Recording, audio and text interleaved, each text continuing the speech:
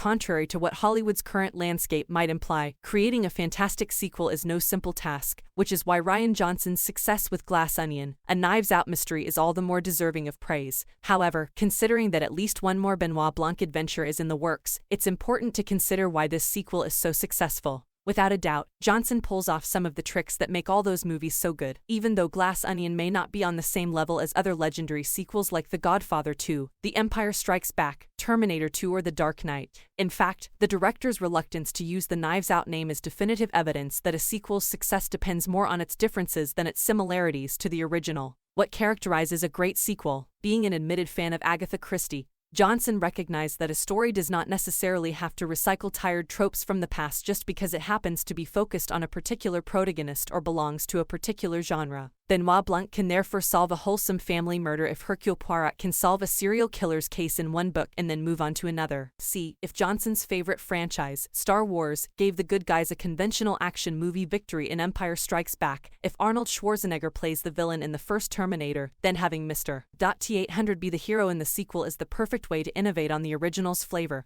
but with a twist. This is made use of in Glass Onion by switching up the motives that keep Blanc's character involved in this murder investigation. In the first film, Knives Out, Blanc was actually employed. However, in Glass Onion, he nearly drives himself to Miles Bronze Island out of sheer boredom after spending too much time at home. In fact, it could be argued that Blanc's early choices in the movies are somewhat rash, in contrast to how his cunning behavior always puts him one step ahead of events in the first movie. Even more so, while Knives Out focuses on the Thrommey family, Glass Onion assembles a colorful cast of characters, each of whom represents a key figure in various facets of contemporary society, the so-called disruptors. Knives Out is framed as a family tragedy, but the sequel begins literally as pure fun and games. As a result, the sequel has different suspects, motives, and locations. Most importantly, the murder mystery is now something the audience knows it's coming, but no one knows when. Glass Onion changes the who, when, where, why, how, and even the ending for one with a bittersweet mystery aftertaste, even though the movie invites viewers to grant it some concessions to cover up potential plot holes for the sake of entertainment.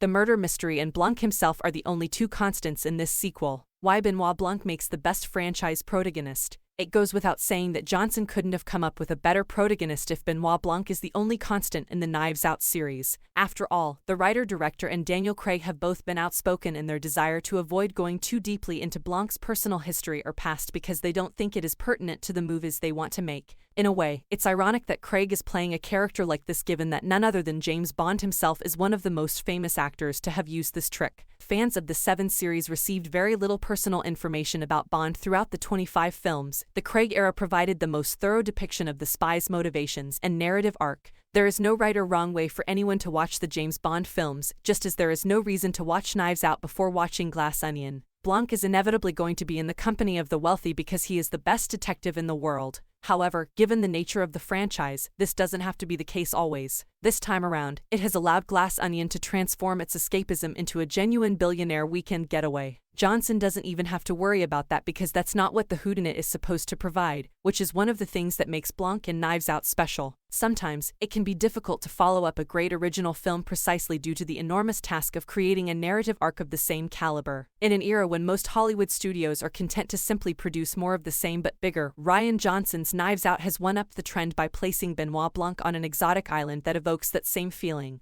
Glass Onion is undoubtedly more stylish but with a very different outcome. The outcome is a growing film franchise for Netflix, the first for the streaming service, and if Knives Out plays its cards right, Johnson will be able to truly honor Christie's legacy for years to come. Thank you for watching. Please like and subscribe and support my channel.